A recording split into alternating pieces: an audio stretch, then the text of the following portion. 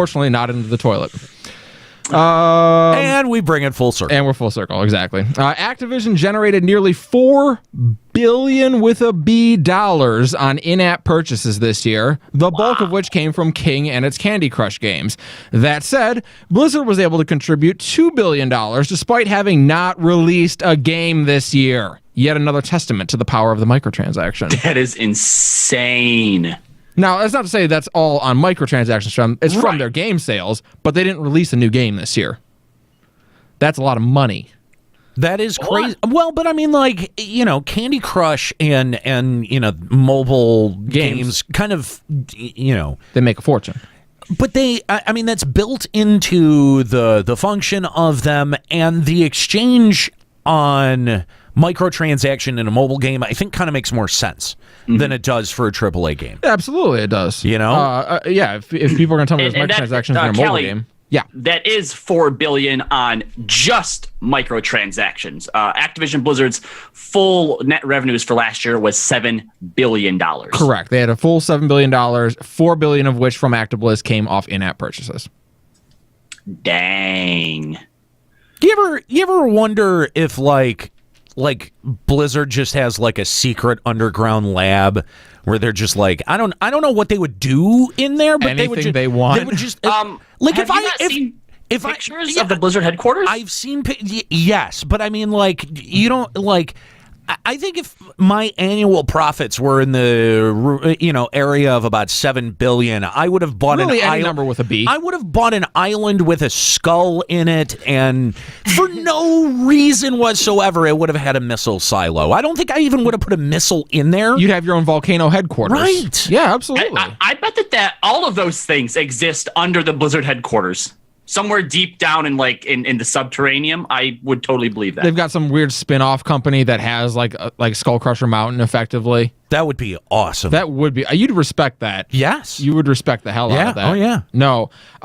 Yeah, Blizzard makes a ungodly amount of money. Right. It is weird, like because we sit back and remember, like all these Overwatch League teams had to buy in for $20 million. Oh, no, not $20 million.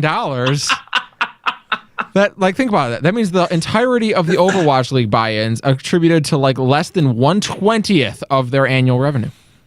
They kind of almost arbitrarily made a stadium for this. Oh my gosh! They were just like, build it and they will come. All right, Field of Dreams, let's do it. You know, when we were criticizing Blizzard for wanting $20 million per franchise, we're like, Blizzard, that's a lot. They're like, is it? Is that really what it was? We've lost all sense of proportion. We have no idea. We just don't know. You remember in the Resident Evil movie they did when they go down into the Hive, or is that what it's called, the Hive, underneath Raccoon City, and it's this ultra futuristic sci-fi lab. Yes, that is exactly what is sitting underneath Blizzard HQ. There's going to be a zombie the apocalypse. laser grid defense systems and everything. Yeah, is there a creepy girl made out of lasers that defends it too? Yeah, it's Tracer though. That's defending the new class for Diablo 3 that nobody's getting. Yes, absolutely. Oh man. During an earnings call from Take-Two, we learned that NBA Live 18 and GTA Online set company records for microtransactions. Commenting on the success, CEO Strauss Zelnick said, quote, "We're focused on players, not payers. Giving people great content for free is part of what is making GTA Online so successful. When you create great, compelling content, the monetization will take care of itself." And in that, he's not wrong. Yeah. GTA Online is kind of proof positive of that. Yeah. It's kind of hard for me to be mad at Take-Two and the GTA Online because, again, not that I've played it, but I've seen so much great things about it. I mean, the most recent trailer for the Doomsday, whatever it was that they added to the GTA Online, looks fascinating. And I've never actually heard of the microtransactions themselves, so it's hard for me to really hate them over it. I think GTA Online's microtransactions are pretty benign.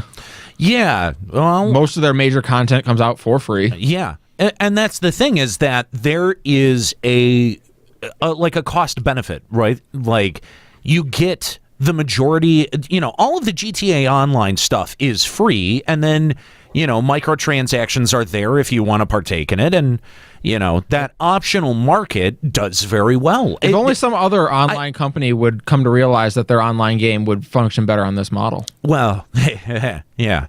Oh, I'm sorry. I've been gone for a while. Am I allowed to say that still? Yeah. Okay, good. Just making sure. Yeah. But I mean, to your point, EA could take some cues here. A lot of companies could. Yes, but EA especially. Yes. But I mean, you look at the way that microtransactions are valued differently between something like GTA and Star Wars Battlefront 2. Absolutely. You know what I mean? Yeah. Like they definitely EA knows the value, and I think Rockstar also knows the value as well. But Rockstar understands, I think, the market a little bit better and what the market will accept. Like, well, Rockstar gets it. If we've put out Rockstar's a good game, always got they get it. You know what I mean? And that's why we were talking about earlier. Why when they announced that they need to delay a game, we generally don't worry too much, or we don't generally give them too hard a time over that. Right. They've kind of earned that benefit of the doubt. They've earned our patience, basically. Yeah. So, PUBG Corp remains committed to rooting out cheating in its community. They banned over